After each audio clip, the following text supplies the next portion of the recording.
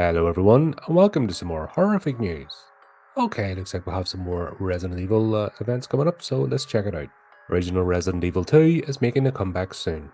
The original Resident Evil 2 will be re-released on August 27. While modern fans may be most familiar with the Resident Evil 2 remake that was released 5 years ago, the original Resident Evil 2 is still considered one of the very best survival horror games ever made. Unfortunately, those interested in playing the original Resident Evil 2, or any of the classic Resident Evil games for that matter, have been largely unable to do so on modern hardware, until recently at least. Recently, Capcom and GOG teamed up to bring the original Resident Evil game back. The original Resident Evil game hit GOG with quality of life improvements and earned rave reviews from PC gamers. At the time the original Resident Evil was confirmed for GOG, it was also revealed that there were plans to revive the OG Resident Evil 2 and Resident Evil 3 Nemesis as well. Resident Evil enthusiasts are still waiting to hear when exactly they'll be able to play Resident Evil 3 Nemesis again, but they can now safely mark their calendars for the Resident Evil 2, as confirmed by Capcom and GOG. The Resident Evil 2 re-release will be available on August 27. Like with the first game, Resident Evil 2 will feature compatibility with modern systems and full modern controller support, with additional but unspecified quality of life improvements as well. It's unclear if the original version of Resident Evil 2 will make its way to other platforms, so anyone interested will have to play it on PC through GOG for now.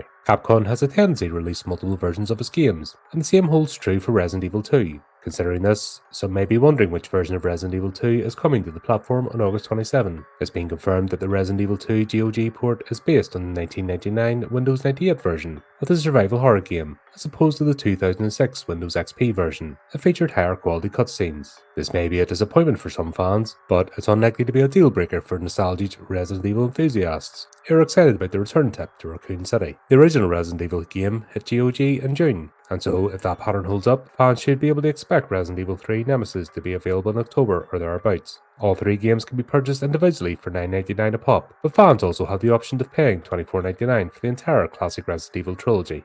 And there you go. I need to go back, I might try it this weekend. As you know, I got the original Resident Evil, I played it, I swore a lot because of the bloody controls. But the controls were exactly the same as the console, so I can't really say much about that.